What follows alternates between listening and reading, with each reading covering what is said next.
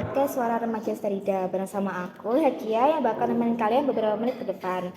Hari ini kita bakal bahas topik yang relate banget nih sama anak sekolah, yaitu tentang drama dan konflik saat kerja kelompok. Nah, di studi ini sudah ada dua narasumber kita, yaitu Sila dan Adit. Hai. Nah, sebelum kita tanya yang lebih dalam, aku mau kasih pengantar sedikit nih buat Sobat Sterida. Sebagai remaja dan anak sekolah, kita kan nggak bisa tuh lepas dari namanya interaksi sosial. Salah satunya yaitu kerja kelompok. Tapi faktanya, menyatukan banyak kepala itu nggak gampang dan sering banget memicu konflik yang berdampak ke nilai maupun pertemanan kita. Makanya hari ini kita mengupas tuntas masalah ini berdasarkan pengalaman langsung dari Sultan dan Adit. Langsung ke pertanyaan pertama ya. Di sekolah kan kita kan sering banget tuh ada tugas kelompok. Tapi dengar-dengar kemarin kelompok kalian sempat ada masalah ya. Bisa diceritain nggak apa yang terjadi? Jadi waktu hari Selasa itu kan kita dikasih tugas sama guru kita, terus suruh buat video gitu. Nah terus dia tuh diajak ya susah gitu, katanya kan besok bisa itu kan. Akhirnya besok juga tetap nggak datang. Dia sudah kita panggilin terus tetap aja gitu. Iya. Dia itu orangnya apatis banget gitulah pokoknya. Gitu. Kayak nggak peduli gitu sama orang lain, dia mikirinnya dia sendiri gitu. Wah, kok bisa sampai begitu? Kira-kira apa sih penyebabnya? Kemungkinan yang pertama sih miskomunikasi ya.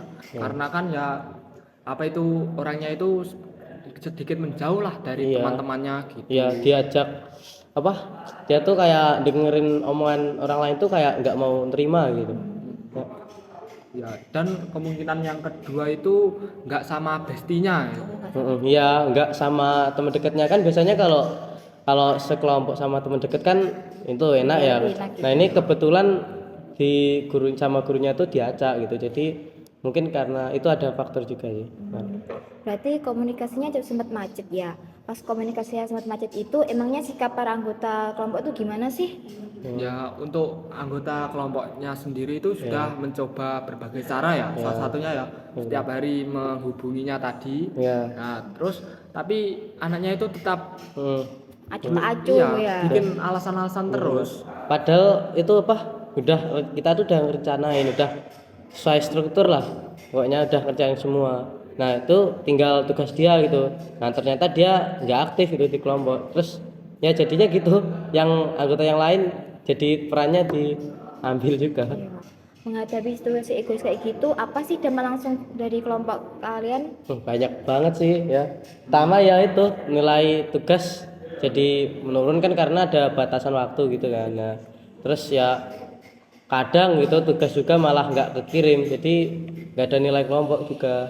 Terus buat ya waktu sih, kita kan udah rela ngorbanin waktu kita ya kan buat kelompok, dia malah seenaknya kayak gitu. Ya itu sebenarnya nggak tahu maunya apa, tapi sumpah merugikan anggota kelompok. Merugikan banget sih. Ruginya itu nggak main-main sampai deadline-nya. Soalnya ngaruh ke nilai kita juga kan. Iya. Nah, melihat nilai yang terancam turun dan pertemanan merenggang, apa kalian nggak merasa rugi atau bagaimana? Ya jujur sih rugi banget. Rugi banget ya. Karena kan ya itu kelompok lain hasilnya itu lebih bagus, lebih jelek ya daripada kita. Sebenarnya kita tuh udah punya konsep lebih gitu. Bagus sebenarnya ya. Itu gara-gara cuma telat ngirim doang itu loh. Nilainya itu jadi turun. Jadi setara gitu sama yang lain. Pertanyaan terakhir nih, dari semua drama konflik kemarin, apa pesan moral atau pelajaran yang bisa kita ambil? Untuk pesan moralnya sih nggak banyak. Yang pertama yaitu perbaikilah komunikasi agar setiap orang itu bisa berkomunikasi dengan baik lah, tidak ada perbedaan pendapat, tidak ada apatis begitu. Ya terus kalau bisa ya satu kelas itu ya semua teman deket lah, jangan ada circle gitu. Jadi kan apalagi musuh gitu kan. Jadi kan kalau semisal kelompoknya diajak gitu kan ya, kalau sekelompok sama musuhnya kan jadi nggak bisa bicara apa-apa gitu. Iya. Dan tak lupa juga teruslah perkuat kekompakan agar kelas maupun kelompok itu bisa menjadi lebih baik daripada yang lain. Ya, wah, keren banget sih pembelajarannya. Nah, untuk menutup podcast hari ini, saya akan bacakan kesimpulannya. Kesimpulannya adalah Saat kerja kelompok itu wajar karena beda pendapat, tapi jangan sampai merusak pertemanan dan nilai sekolah kita.